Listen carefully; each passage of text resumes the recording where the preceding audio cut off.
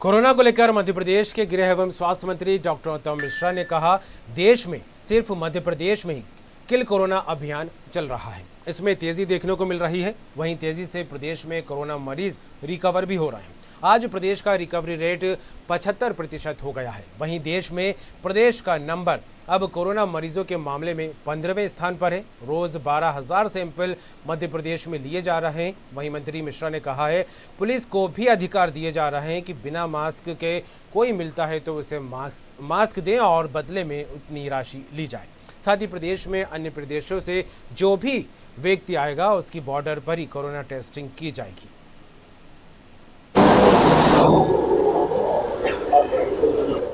जो आबादी है 42% से 50% के ऊपर है, पॉजिटिविटी भी मैंने आपको बताई। यहाँ मैं आपको आंकड़े और बताने के पहले ये बात ही बताना चाहता हूँ कि हिंदुस्तान का मध्य प्रदेश ऐसा राज्य है जो एक अभियान चला रहा है किल कोरोना का, और हम खोज खोज के लोगों को ला रहे हैं, जिससे हमारे प्राणों से प्यारी जनता की कोई डेथ न हो जाए। ज्यादा अध्ययन के बाद ये तय किया कि हम मध्य प्रदेश में तो चला रहे हैं, लेकिन अगर बाहर से आ जाएगा, बॉर्डर से आ जाएगा तो क्या करें, क्योंकि हमारे बॉर्डर के प्रदेशों की स्थिति थोड़ी ठीक नहीं है। वो भी हमारे अपने हैं, पर जैसे धौलपुर के लोग मुरैना में आ गए, अब उससे हमारी स्थिति थोड़ी बदली। जलगांव के लोग बड़वानी में आ गए, इससे परिस्थिति बदल जाती है। तो इसलिए आज मुख्यमंत्री जी ने कहा है कि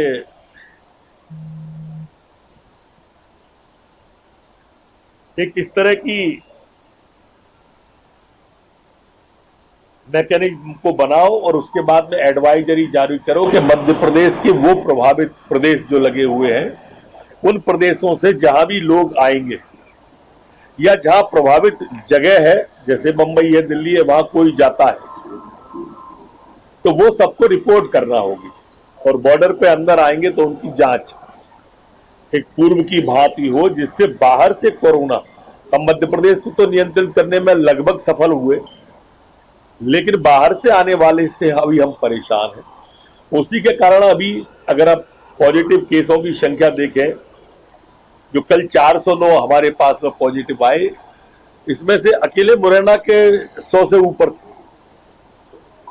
मुरैना, ग्वालियर, शिवपुरी में 9 आ गए, भिंड के आ गए। तो ग्वालियर चंबल संभाग एक हमारा नया प्रभावित होता है। उधर बड़वानी जो जलगांव से लगा हुआ है, मतलब बॉर्डर के शहर प्रभावित हो रहे हैं, लेकिन हम इंदौर को संभालने में सफल रहे, हम उज्जैन को संभालने में सफल रहे। तो चिंता की बात यहां भी नहीं है, और इसलिए मध्य प्रदेश की एडवाइजरी में यह भी तय करने का तय किया है कि हफ्ते में एक दिन, मतलब इतवार को, संडे को पूरा लॉकडाउन करेंगे। पूरी तरह से मध्य प्रदेश बंद रहेगा। एडवाइजरी में आज मुख्यमंत्री जी ने यह भी कहा है कि मास्क लगाना अनिवार्य, दुकानदार, व्यापारी, मॉल, इन लोगों को मास्क के साथ में सैनिटाइज भी रखना अनिवार्य, और इस तरह की एडवाइजरी पूरी बन रही है, जिनमें मैंने 1-2 बिंदु आपको बताए। वो सारे के सारे बिंदु कल तक हम फाइनल करके आपके सामने रखेंगे। पुलिस को भी वो अधिकार दे रहे हैं कि अगर कोई बिना मास्क लगाए मिलता है तो वो मास्क उसको दें और उतना चार्ज उससे लें, 20 रुपया, उससे कम जो भी है, उसको मास्क दें मोटरसाइकिल पे या वाहन में अगर कोई मिलता है। इस तरह से अनेक बिंदु हैं जो हम इसमें फाइनल करने के लिए जा रहे हैं। कि अगर किसी मोहल्ले में या किसी गली में, किसी कॉलोनी में पॉजिटिव केसों की संख्या एक साथ आती है तो कम्युनिटी स्प्रेड न मिले, तो सिर्फ उतनी गली में या उतनी कॉलोनी में ही कर्फ्यू लगाया जाए, पूरे शहर में नहीं।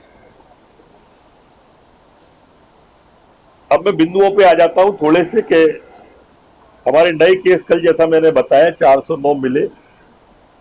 ये बढ़ इसलिए रहे, मैं फिर एक बार बता दूं कि हमारा अभियान चल रहा है किल कोरोना का, हमारा किल कोरोना का अभियान चल रहा है। 219 केस हमारे डिस्चार्ज भी हुए, 183 एक्टिव केस आए हैं। ये बात मैं आप सबके माध्यम से दो बातें पहुंचाना चाहता हूं कि हम अब देश में 15वें स्थान पे आ गए। हमने जब ये संभाला था तब हम तीसरे और चौथे स्थान पर स्थिर थे। आज हम घटते घटते कल तक 14वें पे थे, आज हम 15वें पे आ गए। 12,000 से ज्यादा सर्वे प्रतिदिन सैंपल हम ले रहे हैं। आप ध्यान करेंगे, मैं थोड़ा आपको अप्रैल में ले जाता हूं, तो हम सैकड़ों में थे सैंपल लेने में। आज 12,000 से अधिक सर्वे मध्य प्रदेश में दिए जा रहे हैं, टेस्ट किए जा रहे हैं। किल कोरोना अभियान के कारण से और उससे आज रिकवरी रेट हमारी बढ़कर 75% हो गई है, कि रिकवरी रेट 75% हो गई है और डबलिंग हमारी अब 45% से अधिक हो गई है।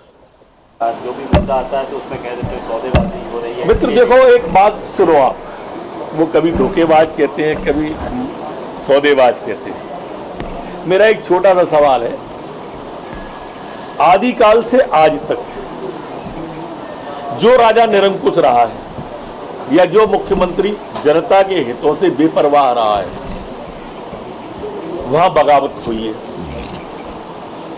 जो जनता के हित के लिए होते थे वो अपने आप को जनता का हितैषी मानते थे, वो लोगों ने ऐसे निरंकुश शासकों के खिलाफ हमेशा बगावत की।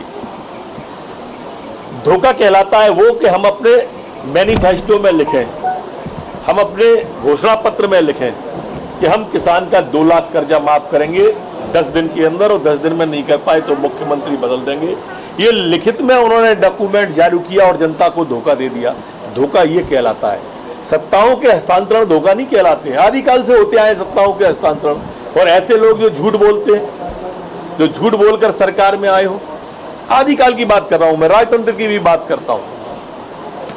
ये धोखे में नहीं आते हैं, ये तो एक पॉलिटिकल प्रोसेस है जो आदिकाल से ये कांग्रेस ही करती आई है। सर्वाधिक देश के अंदर अगर सरकारें गिराई हैं किसी ने तो कांग्रेस पार्टी में इन्हें गिराई हैं, और आज खुद की गिर गई तो बुरा मान गए, खुद के कारण से गिरी तो बुरा मान गए।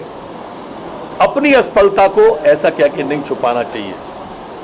धोखा कहलाता है वो जो नौजवान के साथ में दिया कि 4,000 रुपए महीना देंगे, 15 महीने में नहीं दिया। मित्र एक बात समझो, 15 महीने में इन्होंने किसान को कर्जा माफी का कहा, 6,000 करोड़ रुपया ये कहते हैं, चाहिए कितने था? 56,000 करोड़, और 15 महीने के हिसाब से अगर गुणा कर दो उसको, तो यही कर्जा माफ होने में 10 साल से ज्यादा लगते जो इनने प्रोसेस स्टार्ट किया था उस प्रोसेस में। ये धोखा कहलाता है। धोखा वो नहीं कहलाता है। आप लगातार झूठ बोल रहे थे, आप लगातार धोखा दे रहे थे, नौजवान को भी, किसान को भी, महिलाओं के सम्मान को भी। स्कूटी देंगे, 51,000 रुपए देंगे, क्यों नहीं दिए? क्यों धोखा दिया?